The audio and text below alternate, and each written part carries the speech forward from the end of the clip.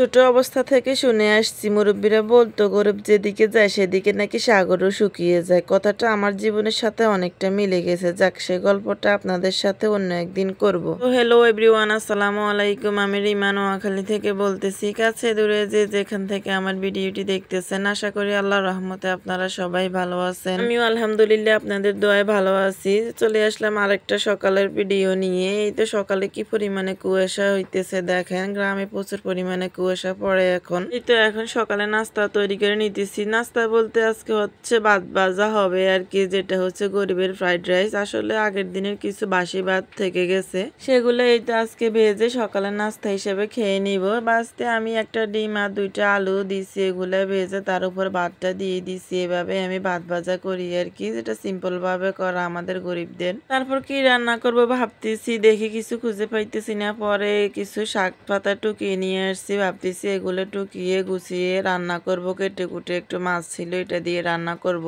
পরে আমার মেয়েরা কান্নাকাটি করতেছে যে শাক পাতা এগুলা খাবে না, তাদের জন্য একটু ভুনা খিচুড়ি বানাইতাম। তো আর কি এগুলো রেখে দিছি, কালকে রান্না করব। ফেলার তো জিনিস না, তো আমি এখন এগুলো একটু পলিথিনে করে নর্মাল ফ্রিজে রেখে দিব, কিছু হবে না, পরের দিন রান্না করা যাবে। আমার ভিডিওটি দেখতে দেখতে কোথাও গিয়ে যদি ভালো লেগে যায়, প্লিজ আমার চ্যানেলটি সাবস্ক্রাইব করে পাশে থাকবেন। পাশে থাকা বেল বাটনটি প্রেস করে রাখবেন, যাতে করে অদমের ভিডিওটা আপনারা দেখতে পারেন। একটা লাইক আর একটা কমেন্ট করতে কিন্তু ভুলবেন না।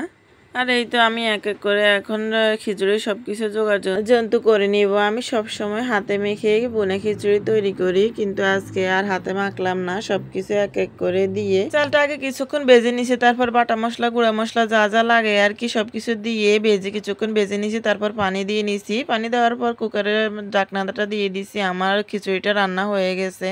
আপনারা ভাবতেছেন হয়তো বুনে খিচুড়ি দিয়ে ইলিশ মাছ দিয়ে খাবো। না ভাই, আমার ইলিশ মাছ খাওয়ার এখন পর্যন্ত সামর্থ্য হয় নাই। আমি খাবো হচ্ছে মরিচ ভর্তা আর ডিম ভাজি দিয়ে। মরিচ ভর্তাটা স্কিপ হয়ে গেছে, ওটা আমার জন্য তৈরি করছি, কিন্তু বাচ্চারা তো আর ভর্তা খাবে না, সেজন্য তাদের জন্য ডিমটা ভেজে নিছি। এই তো আমার মেয়ে একটা প্লেট সাজা নিয়ে খেতে বসছে। তো আমার ভিডিও যে পর্যন্ত, সবাই ভালো থাকবেন।